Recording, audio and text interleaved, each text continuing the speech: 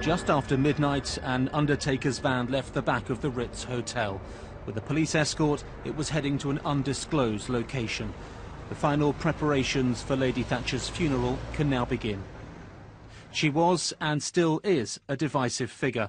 A glance at this morning's front pages shows adulation and abomination. But in Westminster Parliament and Downing Street is in mourning. She was the patriot Prime Minister, and she fought for Britain's interests every step of the way. David Cameron has cancelled engagements for today.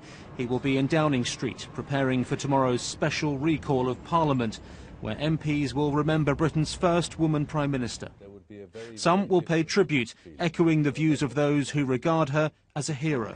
And her view was, we don't need to accept tamely that we're going to be in permanent decline, that we can actually revive. But that needed very bracing, invigorating treatment. And there's no doubt that you can't do that. You can't make those kind of changes without there being some damage. But was the country at the end of it a more vigorous, a more successful, a more prosperous and a more self-believing country than at the beginning? Absolutely, yes. But this was a politician whose death inspired some in Glasgow and parts of London to take to the streets to celebrate.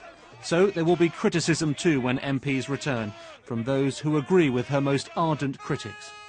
We had a society where we now see a huge housing crisis because you wouldn't let councils build. We used to have millions of well-paid jobs that working-class men did in manufacturing. That was wiped out because she favoured the banks. And we now live with the consequences. Lady Thatcher had been in increasingly frail health for more than a decade.